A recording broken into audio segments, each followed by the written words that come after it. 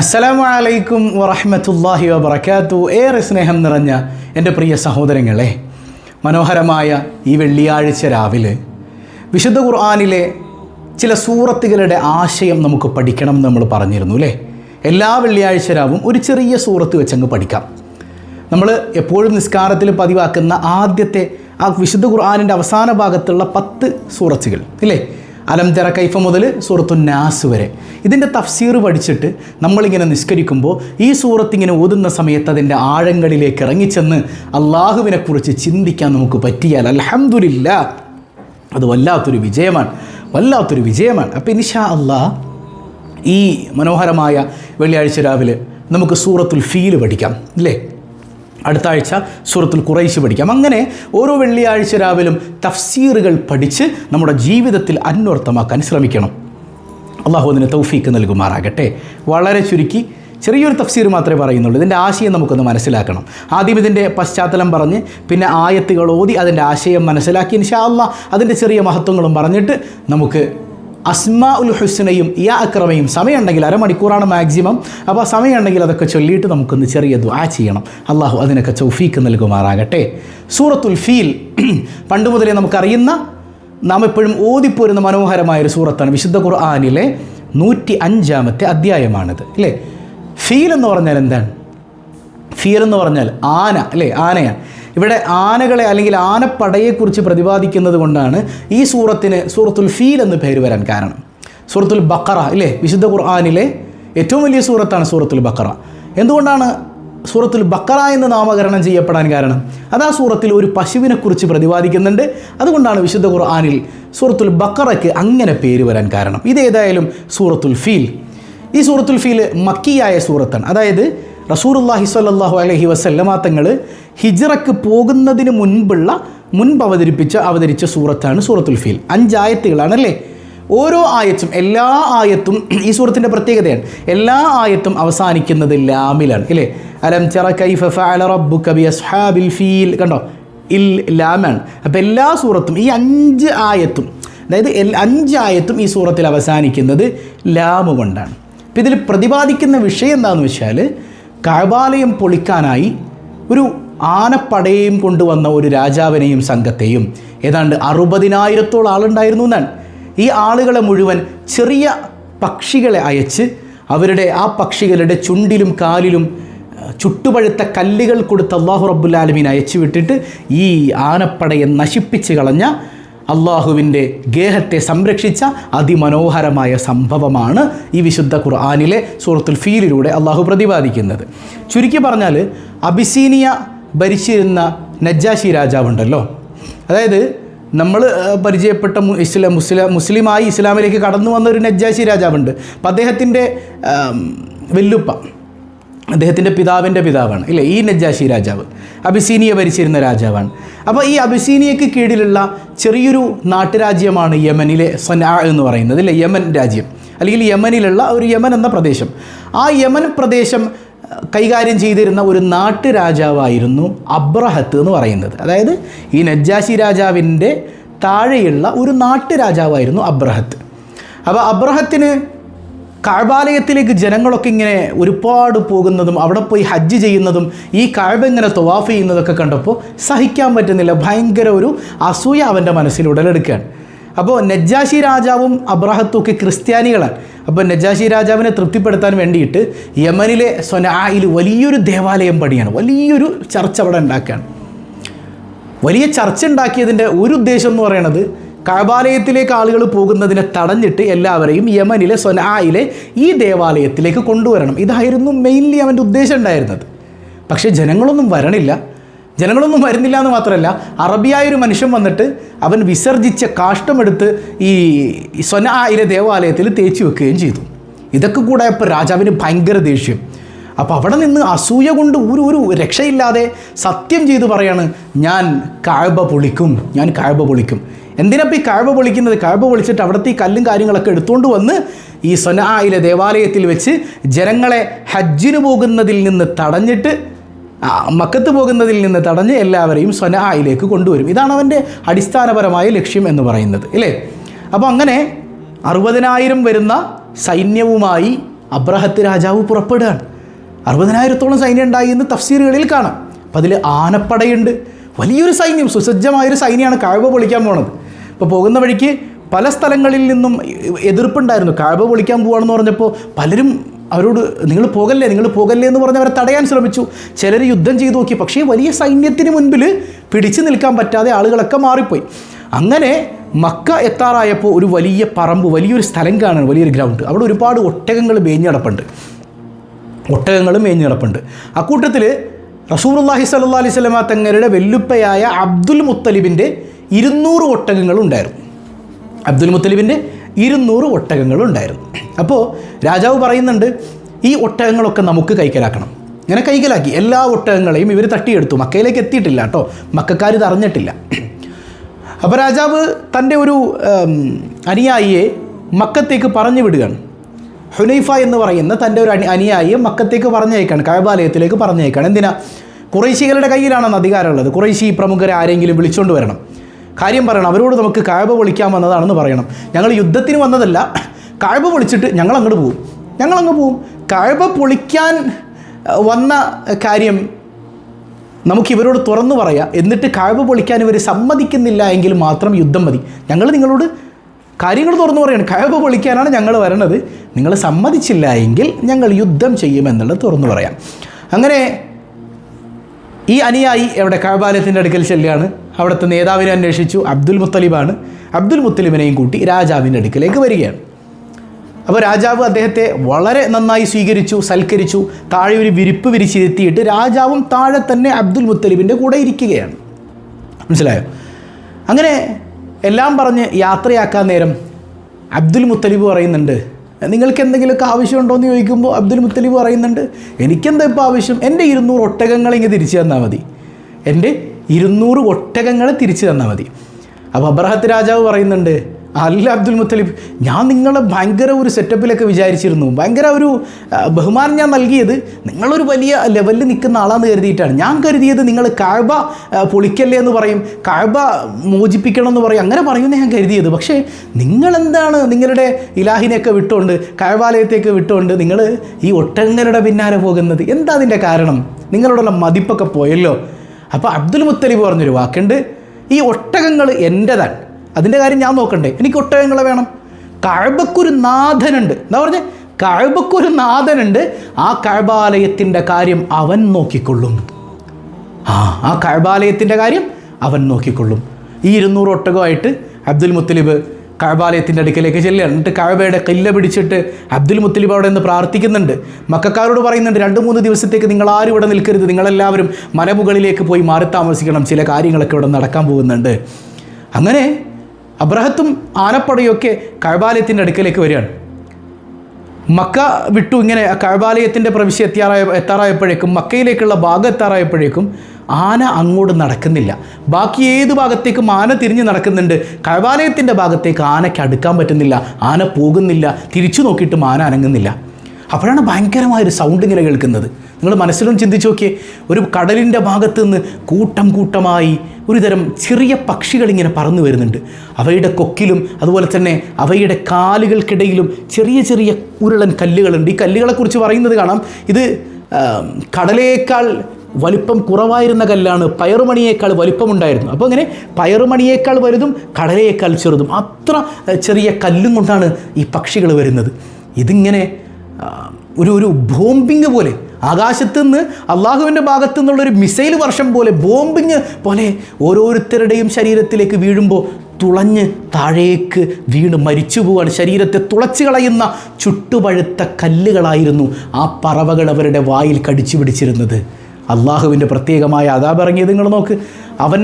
അവൻ്റെ കഅബാലയം നാഥനായ റബ്ബ് സംരക്ഷിച്ച കഥയാണ്, ചരിത്രമാണ് ഈ സൂറത്തിലൂടെ അള്ളാഹു റബ്ബുൽ ആലമീൻ നമ്മെ പരിചയപ്പെടുത്തുന്നത്. ഇത് ക്രിസ്താബ്ദം 571 ഏതാണ്ട് ഡേറ്റൊക്കെ പറയുന്നുണ്ട്, ഏപ്രിൽ 2 ആണെന്നൊക്കെ കൃത്യമായി ആധുനിക മുഫസ്സിറുകൾ രേഖപ്പെടുത്തി വെച്ചതായിട്ട് കാണാം. ഏതായാലും ഇരിക്കട്ടെ, ഇത് കഴിഞ്ഞ് 51 ദിവസം കഴിഞ്ഞപ്പോഴാണ് ഹബീബായ സയ്യിദുനാ റസൂലുള്ളാഹി സ്വല്ലല്ലാഹു അലൈഹി വസല്ലം തങ്ങൾ ജനിക്കുന്നത്. കണ്ടോ, ഈ ക്രിസ്താബ്ദം 571 തന്നെയാണ് മുത്തുനബിയുടെ ജനനവും. അപ്പം കഅബയെ അള്ളാഹു ആനപ്പടയിൽ നിന്ന് സംരക്ഷിച്ച് ഏതാണ്ട് 51 ദിവസത്തിന് ശേഷം അഷ്റഫുൽ ഖൽഖ് സയ്യിദുനാ റസൂലുള്ളാഹി സ്വല്ലല്ലാഹു അലൈഹി വസല്ലം തങ്ങൾ ജനിക്കുകയാണ്. അപ്പോൾ ഈ സൂറത്തിന് വലിയ പ്രത്യേകതയുണ്ട്. ഈ സൂറത്ത് പതിവായി ഓതുന്നവർക്ക് അപകടങ്ങളിൽ നിന്ന്, സിഹറിൽ നിന്ന്, കണ്ണേറിൽ നിന്ന്, ശത്രുക്കളിൽ നിന്ന്, ഉപദ്രവങ്ങളിൽ നിന്നൊക്കെ അള്ളാഹു പ്രത്യേകമായി കാവൽ നൽകുമെന്ന് സ്വാലിഹീങ്ങൾ പഠിപ്പിക്കുന്നത് കാണാം. ഏതായാലും നമുക്കൊന്ന് ഓതി നോക്കാം. ബിസ്മില്ലാഹിർ റഹ്മാനിർ റഹീം. അലം തറ കൈഫ ഫഅല റബ്ബുക ബിഅസ്ഹാബിൽ ഫീൽ അലം യജ്അൽ കൈദഹും ഫീ തദ്ലീൽ وأرسل عليهم طيرا أبابيل ترميهم بحجارة من سجيل فجعلهم كعصف مأكول ألم تر كيف فعل ربك بأصحاب الفيل മനോഹരമാണ്. അലം തറ, അങ്ങ് കാണുന്നില്ലയോ നബിയെ, അങ്ങ് കണ്ടില്ലയോ നബിയെ, കൈഫ ഫഅല റബ്ബുക്, അങ്ങയുടെ നാഥൻ എന്താണ് ചെയ്തതെന്ന്, ബി അസ്ഹാബിൽ ഫീൽ, ഈ ആനപ്പടയെ അല്ലാഹു എന്താണ് ചെയ്തത് എന്ന് അങ്ങ് കണ്ടില്ലേ നബിയെ? ഇതല്ല പറഞ്ഞു കൊടുക്കാൻ. അലം യജ്അൽ കൈദഹും ഫീ തദ്ലീൽ, അവരുടെ കുതന്ത്രങ്ങളെ മുഴുവൻ അള്ളാഹു പൊളിച്ചു കളഞ്ഞത് അങ്ങ് കണ്ടില്ലയോ നബിയെ? വഅർസല അലൈഹിം ത്വയ്റൻ അബാബീൽ, അവരിലേക്ക് ചില പ്രത്യേക പക്ഷികളെ, പറവകളെ അള്ളാഹു പറഞ്ഞയച്ചില്ലേ? തർമീഹിം ബിഹിജാറത്തിൻ മിൻ സിജ്ജീൽ, ചുട്ടുപഴുത്ത കല്ലുകൾ കൊണ്ടുവന്ന് ആ പറവകൾ ഇവരുടെ മുകളിലേക്ക് എറിഞ്ഞത് അങ്ങ് കണ്ടില്ലയോ നബിയെ? ഫജഅലഹും കഅസ്ഫിൻ മഅകൂൽ, ചവച്ചരക്കപ്പെട്ട വൈക്കോൽ കൂനകൾ പോലെ അവർ മാറിയത് അങ്ങ് കാണുന്നില്ലയോ നബിയെ? അല്ലാഹു റബ്ബുൽ ആലമീൻ അവന്റെ കഅബ എങ്ങനെയാണ് സംരക്ഷിച്ചത് എന്ന് മുത്തുനബിക്ക് പറഞ്ഞു കൊടുക്കാൻ അല്ലേ? എന്തൊക്കെയാ പറഞ്ഞത്? അങ്ങ് ഈ ആനപ്പടയെ അല്ലാഹു റബ്ബുൽ ആലമീൻ, ആനപ്പടയെ അല്ലാഹു കൈകാര്യം ചെയ്തത് എങ്ങനെയാണെന്ന് അങ്ങ് കണ്ടില്ലയോ നബിയെ? പിന്നെ അവരുടെ കുതന്ത്രം അല്ലാഹു പൊളിച്ചു കളഞ്ഞത് എങ്ങനെയാണെന്ന് നബിയെ അങ്ങ് കണ്ടില്ലയോ? ഒരു പ്രത്യേക പറവകളെ അല്ലാഹു അയച്ചില്ലയോ നബിയെ? അവയുടെ വായിൽ നിന്നും കാലുകൾക്കിടയിൽ നിന്നും ചെറിയ ചെറിയ കല്ലുകൾ എറിഞ്ഞ്, ചുട്ടുപഴുത്ത കല്ലുകൾ എറിഞ്ഞ് അല്ലാഹു നശിപ്പിച്ചില്ലയോ? അങ്ങനെ എറിയപ്പെട്ടപ്പോൾ എന്ത് സംഭവിച്ചു? വൈക്കോൽ കൂന ചവച്ചരച്ചാൽ എങ്ങനെയുണ്ടാകും അതുപോലെ അവർ മാറിയില്ലയോ നബിയെ? ഈ ആശയങ്ങൾ ഉൾക്കൊണ്ടുകൊണ്ട് മനസ്സറിഞ്ഞ് ഒന്നുകൂടെ ഒന്ന് ഓദിക്കേ. ബിസ്മില്ലാഹിർ റഹ്മാനിർ റഹീം. അലം തറ കൈഫ ഫഅല റബ്ബുക ബിഅസ്ഹാബിൽ ഫീൽ അലം യജ്അൽ കൈദഹും ഫീ തദ്ലീൽ വഅർസല അലൈഹിം ത്വയ്റൻ അബാബീൽ ترميهم بحجارة من سجيل فجعلهم كعصف مأكول. അള്ളാന്റെ കഅബാലയത്തിനോട് ബഹുമാനം കാണിച്ചില്ലെങ്കിൽ അള്ളാഹ് ശിക്ഷിക്കും. നമ്മൾ പലപ്പോഴേ കഅബാലയത്തിൻ്റെ അടുക്കലൊക്കെ പോകും, ഹജ്ജിനും ഉറക്കം പോകുന്നവരൊക്കെ ഇടിയാണ്, തള്ളും ഇടിയും. ഒരു മനുഷ്യനെ ഇടങ്ങേറാക്കിയിട്ടൊക്കെ പോയി കഅബാലയം തവാഫ് ചെയ്യുന്ന ആളുകൾ. ചിലപ്പോൾ ഹജറുൽ അസ്വദ് മുത്താൻ വേണ്ടിയിട്ട് ഒരു മനുഷ്യനെ ഇടിച്ചു പൊളിച്ചൊക്കെ പോകുന്ന ആൾക്കാരുണ്ട്. അങ്ങനെയൊക്കെ മുത്താൻ നിങ്ങളോട് ആരാ പറഞ്ഞത്? നിങ്ങൾക്ക് അങ്ങനെ മുത്താൻ പറ്റുന്നില്ലെങ്കിൽ കൈകൊണ്ട് ഇഷാറത്താക്കിയിട്ട് ഇങ്ങനെ അങ്ങ് ചുംബിച്ചാൽ പോരെ അല്ലേ? ഒരു മനുഷ്യനെ വേദനിപ്പിച്ചുകൊണ്ട് കഅബാലയത്തിൻ്റെ അടുക്കൽ പോരുത്, അവിടെ നിന്ന് അദബേട് കാണിക്കരുത്. ഇത് നമ്മൾ ആനുകാലികവും ആയിട്ട് കൂടെ വായിക്കണം. എങ്ങനെ? അള്ളാഹുവിൻ്റെ പള്ളിയാകട്ടെ, അള്ളാഹ് ബഹുമാനിക്കുന്ന എന്തും അത് അള്ളാഹിൻ്റെ ഔലിയാക്കൾ, സ്വാലിഹീങ്ങൾ, അള്ളാഹിൻ്റെ പള്ളിയെല്ലാം എല്ലാത്തിനെയും ബഹുമാനിക്കണമെന്നാണ്.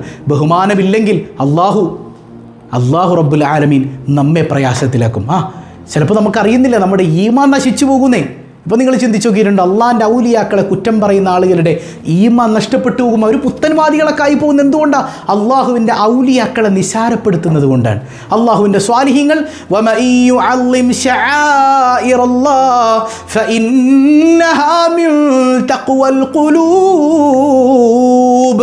അള്ളാഹുവിൻ്റെ ചിഹ്നങ്ങളെ ആരെങ്കിലും ബഹുമാനിച്ചാൽ അത് തഖ്വയുള്ള ഖൽബിൽ നിന്നേ വരികയുള്ളൂ. തഖ്വയുള്ളിടത്ത് നിന്നേ അള്ളാഹിനോടുള്ള ബഹുമാനം ഉണ്ടാവുള്ളൂ. തഖ്വയില്ലേ അള്ളാഹുവിൻ്റെ ചിഹ്നങ്ങളെ ബഹുമാനിക്കാൻ കഴിയില്ല. പള്ളിയാകട്ടെ, മഹാന്മാരുടെ മസാറുകളാകട്ടെ, വിശുദ്ധ ഖുർആനാകട്ടെ, അള്ളാഹിൻ്റെ ചിഹ്നം എന്തുണ്ടോ, അള്ളാഹിൻ്റെ ഔലിയാക്കൾ, സ്വാലിഹീങ്ങൾ, ഉലമാക്കൾ, ഇതിനൊക്കെ ബഹുമാനിക്കാൻ കഴിയണമെങ്കിൽ തഖ്വ വേണം. ഇനിയിപ്പോൾ അബാബീൽ പക്ഷികളെയൊന്നും അയച്ചില്ലെങ്കിലും ഏറ്റവും വലിയ അതാബന്ധ നമ്മുടെ ഈമാൻ അങ്ങ് നഷ്ടപ്പെട്ടു പോകും. മനസ്സിലാകുന്നുണ്ടോ? അള്ളാഹുവിൻ്റെ സ്വാലിഹീങ്ങളെ കുറ്റപ്പെടുത്തിയാൽ, അള്ളാഹുവിൻ്റെ ചിഹ്നങ്ങളെ കുറ്റപ്പെടുത്തിയാൽ ഈമാനോടെ മരിക്കാൻ കഴിയില്ല, ഇല്ലേ? ഈമാനോടെ മരിക്കാൻ കഴിയില്ല. അള്ളാഹു റബ്ബുൽ ആലമീൻ ഈമാൻ സലാമത്താകുന്ന മുഅ്മിനീങ്ങളിൽ നമ്മെ ഉൾപ്പെടുത്തി അനുഗ്രഹിക്കട്ടെ. അതുകൊണ്ടാണ് അള്ളാഹുവിൻ്റെ ഔലിയാക്കളെ കുറ്റം പറയുന്ന ഒരൊറ്റ മനുഷ്യനും ലാ ഇലാഹ ഇല്ലല്ലാഹ് ചൊല്ലി മരിച്ചിട്ടില്ല, ഉറപ്പാണ്. അള്ളാഹിൻ്റെ ഔലിയാക്കളെ കുറ്റം പറയുന്നവർ ലാ ഇലാഹ ഇല്ലല്ലാഹ് ചൊല്ലി മരിക്കില്ല. അള്ളാഹുവിൻ്റെ ഔലിയാക്കളെ സ്നേഹിച്ച് ഈ മൗലിദും റാച്ചീബും ഒക്കെ ചൊല്ലി നടക്കുന്ന മനോഹരമായ മനുഷ്യന്മാരുണ്ട്. നമ്മുടെ കാർന്നവന്മാരൊക്കെ ലാ ഇലാഹ ഇല്ലല്ലാഹ് ചൊല്ലിയിട്ടാണ് ഈ ഭൂമുഖത്ത് നിന്ന് വിട പറഞ്ഞിട്ടുള്ളത്, അല്ലേ? അള്ളാഹു റബ്ബുൽ ആലമീൻ മഹാന്മാരോടൊപ്പം അള്ളാഹു ബഹുമാനിച്ചതിനോടൊപ്പം ജീവിക്കാൻ നമുക്ക് തൗഫീക്ക് നൽകി അനുഗ്രഹിക്കുമാറാകട്ടെ. ഇൻഷാ അള്ളാഹ് പെട്ടെന്ന് തന്നെ അസ്മാഉൽ ഹുസ്നയും അല്പം യാ അക്രമ ബൈത്തും ചൊല്ലിയിട്ട് നമുക്ക് ദുആയിലേക്ക് കടക്കണം. പ്രത്യേകിച്ച് വെള്ളിയാഴ്ച രാവാൻ, പ്രാർത്ഥനയ്ക്ക് ഉത്തരമുള്ള സമയമാണ്.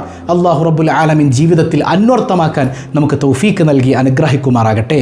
യാ അല്ലാഹ് യാ റഹ്മാനു യാ അല്ലാഹ് യാ റഹീമു യാ അല്ലാഹ് യാ മലികു യാ അല്ലാഹ് യാ ഖുദ്ദൂസു യാ അല്ലാഹ് يا سلام يا الله يا مؤمن يا الله يا مهيمن يا الله يا عزيز يا الله يا جبار يا الله يا متكبر يا الله يا خالق يا الله يا بارئ يا الله يا مصور يا الله يا غفار يا الله يا قهار يا الله يا وهاب يا الله يا رزاق يا الله يا فتاح يا الله يا عليم يا الله يا قابض يا الله يا باسط يا الله يا خافض يا الله يا رافع يا الله يا معز يا الله يا مذل يا الله يا سميع يا الله يا بصير يا الله يا حكم يا الله يا عدل يا الله يا لطيف يا الله يا خبير يا الله يا حليم يا الله يا عظيم يا الله يا غفور يا الله يا شكور يا الله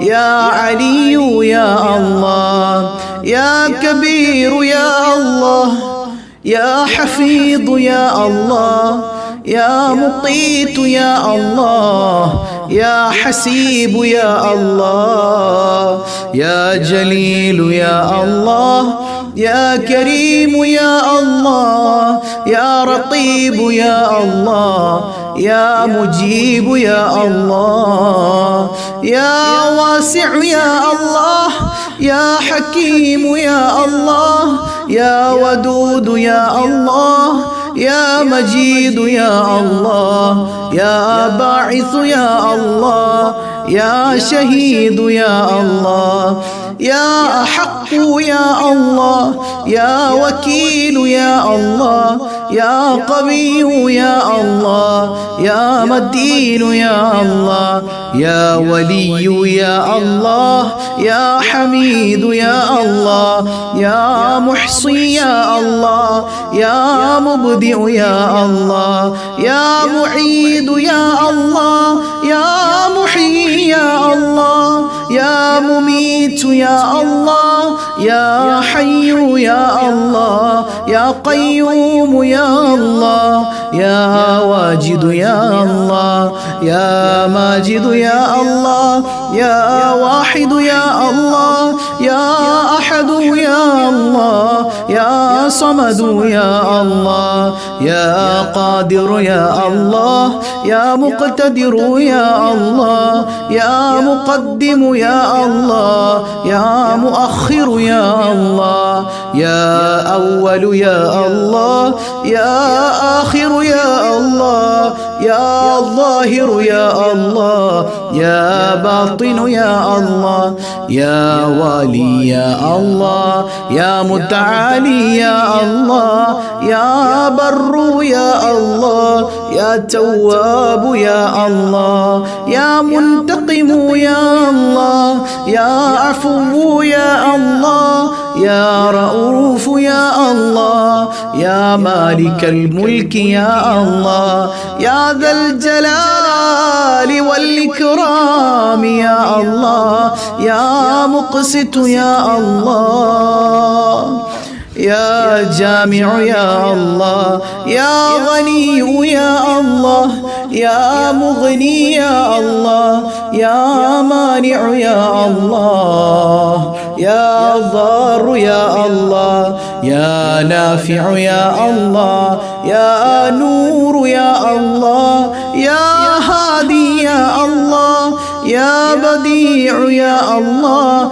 يا باقي يا الله يا وارث يا الله يا رشيد يا الله يا صبور يا الله الذي لم يلد ولم يولد ولم يكن له كفوا أحد يا أكرم الخلق ما لمن ألوذ به سواك عند حلول للحديث العميم مولاي صل وسلم دائما أبدا على حبيبك خير الخلق كلهم ولن يضيق رسول الله جاهك بي إذا الكريم تحالى باسم منتقم مولاي صل وسلم دائما أبدا على حبيبك خير الخلق كلهم فإن بجودك دنيا وضرتها ومن علومك علم اللوح والقلم مولاي صل وسلم دائما أبدا على حبيبك خير الخلق كلهم يا نفس لا تقنطي من زلة عظمت إن الكبائر في الغفران كالأمام مولاي صل وسلم دائما أبدا على حبيبك خير الخلق كلهم لعل رحمة ترى بحين يقسمها تأتي على حسب العصيان في القسم مولاي صل وسلم دائما أبدا على حبيبك خير الخلق كلهم يا ربي واجعل رجائي غير منعكس لديك واجعل حسابي غير منخرم جل مولاي صل وسلم على حبيبك خير الخلق كلهم والتف بعبدك في دارين إن له صبرا متى تدعو الأهوال ينهزمي واللي مولاي صل وسلم دائما أبدا على حبيبك خير الخلق كلهم وأذن لصحبي صلاة منك دائمة على النبي بمنهل ومنسجم مولاي مولاي صل وسلم دائما أبدا على حبيبك خير الخلق كلهم والآل والصحب ثم التابعين لهم أهل التقى والنقى والحلم والكرم جل مولاي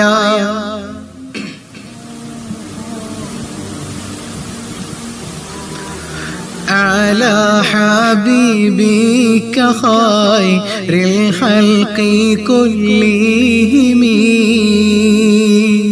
ما رنحت عذبت الباني ريح صابا وأطرب العيسى حد العيسي بالنعم مولاي صل وسلم دائما أبدا على حبيبك خير الخلق كلهم ثم الرضا عن أبي بكر وعن عمر وعن علي وعن عثمان ذي الكرم مولاي صل وسلم دائما أبدا على حبيبي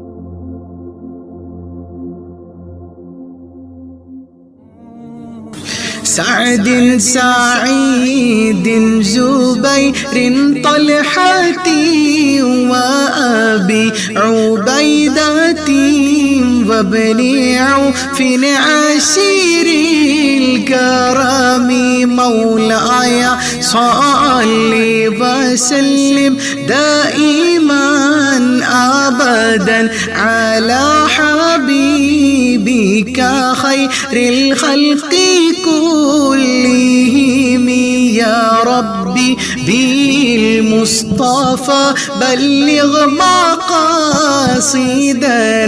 واغفر لنا ما مضى يا واسع الكرم يا ربي بالمصطفى بلغ مقاصدنا واغفر لنا ما مضى يا واسع الكرم يا ربي بالمصطفى بلغ مقاصدنا واغفر لنا ما مضى يا واسع الكرم مولاي صل وسلم دائما أبدا على حبيبك بك خير الخلق كلهم. الحمد لله رب العالمين. اللهم صل على سيدنا محمد وعلى آل سيدنا ومولانا محمد. അർഹമുർറാഹിമായ കരുണക്കടലായ റബ്ബേ, ഈ സദസ്സ് നീ സ്വീകരിക്കണേ അല്ലാ. നീ ഖായിബാക്കല്ലേ അല്ലാ. നീ തഴഞ്ഞാൽ പോകാൻ ഒരിടമില്ല അല്ലാ. കൈവെടിയല്ലേ അല്ലാ. ഒരുപാട് മുറാദുകൾ പറഞ്ഞ് പ്രത്യേകം ദുആ കൊണ്ട് വസിയ്യത്ത് ചെയ്തവർ, പ്രയാസങ്ങൾ അനുഭവിക്കുന്നവരിലേക്ക് ഹദിയ ചെയ്തവർ എല്ലാം നീ സ്വീകരിക്കണേ അല്ലാ. എല്ലാ മുറാദുകളും നീ ഹാസിലാക്കണേ അല്ലാ. സങ്കടങ്ങൾ അകറ്റണേ അല്ലാ. സമാധാനം നൽകണേ അല്ലാ. കുടുംബങ്ങളിൽ ബറക്കത്ത് ചൊരിയണേ അല്ലാ. ഭാര്യ ഭർത്താക്കന്മാർക്കിടയിൽ, മാതാപിതാക്കൾക്കും സന്താനങ്ങൾക്കുമിടയിൽ, അങ്ങനെ കുടുംബാദികൾക്കിടയിൽ ഐക്യം നീ നൽകണേ അല്ലാ. പടച്ചവനെ, ഞങ്ങളിൽ ഞങ്ങളുമായി ബന്ധപ്പെട്ടവരിൽ ദുആ കൊണ്ട് വസിയ്യത്ത് ചെയ്തവരിൽ പലരും അസുഖബാധിതരാണ് അല്ലാ.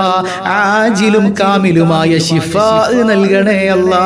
നീ ശിഫാ നൽകണേ അല്ലാ. നീ കൈവെടിയല്ലേ അല്ലാ. പടച്ചവനെ, മാറാ രോഗങ്ങളെ തന്ന് പരീക്ഷിക്കല്ലേ അല്ലാ. കിടന്ന കിടപ്പിൽ മലമൂത്ര വിസർജനം നടത്തുന്ന അവസ്ഥകളിൽ നിന്ന് മുക്തി നൽകണേ അല്ലാ. പൊന്നുമക്കൾ പോലും അറപ്പോടെ വെറുപ്പോടെ നോക്കുന്ന രോഗങ്ങളെ തന്ന് പരീക്ഷിക്കല്ലേ അല്ലാ. നിന്റെ പരീക്ഷണങ്ങൾ താങ്ങാൻ ഈമാനിൽ ദുർബലരായ ഞങ്ങൾക്ക് കരുത്തില്ല അല്ലാ. ഇസ്തിഖാമ നൽകണേ അല്ലാ. പടച്ചവനെ, ഞങ്ങളുടെ പൊന്നുമക്കളെ നന്നാക്കണേ അല്ലാ. ശോഭനമായ ഭാവി നൽകണേ അല്ലാ. പടച്ചവനെ, മാതാപിതാക്കളോട് അദബുള്ള സന്താനങ്ങളാക്കണേ അല്ലാ. എല്ലാവിധ പരീക്ഷകളിലും പരീക്ഷണങ്ങളിലും നീ വിജയം നൽകണേ അല്ലാ. മക്കളില്ലാതെ വേദനിക്കുന്നവർ ഓരോരോ ഹോസ്പിറ്റലുകളിൽ കയറിയിറങ്ങുമ്പോഴും അവരുടെ കൽബിൽ പ്രതീക്ഷകളുടെ പുൽനാമ്പുകൾ മുളയ്ക്കുകയാണ്. യാ റബ്ബനാ, യാ റബ്ബനാ. അവരുടെ പ്രതീക്ഷകൾ നീ അസ്ഥാനത്താക്കല്ലേ അല്ലാ. ഈ സദസ്സിന്റെ ബറക്കത്ത് കൊണ്ട് സ്വാലിഹീങ്ങളായ സന്താനങ്ങളെ നീ നൽകണേ അല്ലാ. നീ നൽകണേ അല്ലാ. എന്നും രാവിലെ 6 മണിക്ക് നടക്കുന്ന സ്വബാഹുൽ ഖൈറിൽ പങ്കെടുക്കുന്ന ഒരുപാട് സഹോദരങ്ങളുണ്ട്. സ്വബാഹുൽ ഖൈർ കുടുംബമുണ്ട്. യാ റബ്ബനാ, ഈ കുടുംബത്തെ നീ അനുഗ്രഹിക്കണേ അല്ലാ. സന്തോഷവും സമാധാനവുമുള്ള ജീവിതം ആസ്വദിക്കാൻ ആ ഹംദ് പറയുന്ന സദസ്സിലൂടെ ഞങ്ങൾക്ക് തൗഫീക്ക് നൽകണേ അല്ലാ. നീ തൗഫീക്ക് നൽകണേ അല്ലാ. യാ റബ്ബനാ, ദാരിദ്ര്യത്തിൽ നിന്ന് കാവലേകണേ അല്ലാ. കടബാധ്യതകൾ നീ ഏറ്റെടുക്കണേ അല്ലാ. എത്ര തന്നാലും തീരാത്ത ഖജനാവിന്റെ ഉടമയായ റബ്ബേ, നീ ഞങ്ങൾക്ക് നൽകിയാൽ നിനക്കൊന്നും കുറഞ്ഞു പോകില്ലല്ലോ അല്ലാ. പടച്ചവനെ, ഞങ്ങളുടെ തൊഴിലുകളിൽ ബറക്കത്ത് ചെയ്യണേ അല്ലാ. ഹലാലായ വരുമാനം നൽകണേ അല്ലാ. ഹലാലായ വരുമാനം നൽകണേ അല്ലാ. വിവാഹപ്രായമെത്തിയവരുണ്ട്, അനുയോജ്യരായ ഇണകളെ നൽകണേ അല്ലാ. വീടില്ലാത്തവരുണ്ട്, നിർമ്മാണത്തിലിരിക്കുന്നവരുണ്ട്. എളുപ്പത്തിൽ പൂർത്തീകരിക്കാൻ സ്വന്തമായൊരു വീടെന്ന സ്വപ്നം എത്രയും പെട്ടെന്ന് അത് ലഭ്യമാകാൻ നീ തൗഫീക്ക് നൽകണേ അല്ലാ. നീ തൗഫീക്ക് നൽകണേ അല്ലാ. പടച്ചവനെ, ഞങ്ങളുടെ മേഖലകളിൽ അഭിവൃദ്ധി നൽകണേ അല്ലാ. സിഹറുകൾ, കണ്ണേറുകൾ ബാത്തിലാക്കണേ അല്ലാ. എല്ലാ പൈശാചികതകളിൽ നിന്നും മുക്തി നൽകണേ അല്ലാ. അപകട മരണം നൽകല്ലേ അല്ലാ. അപകടങ്ങളിൽപ്പെട്ട് ചതഞ്ഞരഞ്ഞു പോകുന്ന മയ്യത്തുകളാക്കല്ലേ അല്ലാ. ആഫിയത്തുള്ള ദീർഘായുസ് നിന്റെ ത്വാഅത്തിലായി നൽകണേ അല്ലാ. പെട്ടെന്ന് മരിപ്പിക്കല്ലേ അല്ലാ. ഞങ്ങളുടെ കുഞ്ഞുമക്കളെ യതീമുകളാക്കല്ലേ അല്ലാ. ഞങ്ങൾ ജീവിച്ചിരിക്കുമ്പോൾ ഞങ്ങളുടെ പൊന്നുമക്കളുടെ മയ്യത്ത് കാണേണ്ട ദുരവസ്ഥ തന്ന് പരീക്ഷിക്കല്ലേ അല്ലാ. യാ റബ്ബനാ, കൺകുളിർമയേകുന്ന സന്താനങ്ങളാക്കണേ അല്ലാ. പടച്ചവനെ, ഞങ്ങളിൽ നിന്ന് മൺമറഞ്ഞ മാതാപിതാക്കൾ, ബന്ധുമിത്രാദികൾ പലരും ഇന്ന് ഖബറിലാണ്. എല്ലാവർക്കും നീ മഗ്ഫിറത്ത് നൽകണേ അല്ലാ. എന്താണ് ഖബറിലെ അവസ്ഥയെന്ന് ഞങ്ങൾക്കറിയില്ല റബ്ബേ. എന്ത് പ്രയാസമുണ്ടെങ്കിലും ദൂരീകരിക്കണേ അല്ലാ. ഞങ്ങളുടെ മാതാപിതാക്കളെ അദാബിലാക്കല്ലേ അല്ലാ. പടച്ചവനെ, ഞങ്ങൾ ജീവിച്ചിരിക്കുന്ന ഞങ്ങളുടെ മാതാപിതാക്കൾക്ക് ആഫിയത്തുള്ള ദീർഘായുസ് നൽകണേ അല്ലാ. പുണ്യഭൂമികളിൽ ചെന്നെത്താതെ മരിപ്പിക്കല്ലേ അല്ലാ. മദീന കാണാതെ മരിപ്പിക്കല്ലേ അല്ലാ. മദീന കാണാതെ ഞങ്ങളെ നീ പിടിക്കല്ലേ അല്ലാ. യാ റബ്ബനാ, യാ റബ്ബനാ, ഈ ദുനിയാവിലെ ചൂട് പോലും ഞങ്ങൾ ഞങ്ങൾക്ക് താങ്ങാൻ കഴിയുന്നില്ല അല്ലാ. നാളെ മഹ്ശറിൽ വിയർപ്പിൽ മുങ്ങിക്കുളിച്ചു നിൽക്കുമ്പോൾ ആരാരും തുണയില്ലാത്ത സമയത്ത് താജ്ദാരെ മദീന മുഹമ്മദുർ റസൂലുള്ളാഹ് സ്വല്ലല്ലാഹു അലൈഹി വസല്ലമ തങ്ങളോടൊപ്പം നിന്റെ കാരുണ്യം കൊണ്ട് നീ ഒരുമിപ്പിക്കണേ അല്ലാ. ആമീൻ ബിറഹ്മതിക യാ അർഹമർ റഹീമീൻ ബിഹഖി സ്വല്ലല്ലാഹു അലാ മുഹമ്മദ് സ്വല്ലല്ലാഹു അലൈഹി വസല്ലം സ്വല്ലല്ലാഹു അലാ മുഹമ്മദ് സ്വല്ലല്ലാഹു അലൈഹി വസല്ലം അല്ലാഹുമ്മ സ്വല്ലി അലാ മുഹമ്മദ് യാ റബ്ബി സ്വല്ലി അലൈഹി വസല്ലം. നമ്മുടെ സ്വബാഹുൽ ഖൈർ രാവിലെ 6 മണിക്ക് നടക്കുന്ന മജ്ലിസിൽ എല്ലാവരും പങ്കെടുക്കണം. എന്തെല്ലാം തിരക്കുണ്ടെങ്കിൽ അതൊക്കെ മാറ്റിവെക്കുക.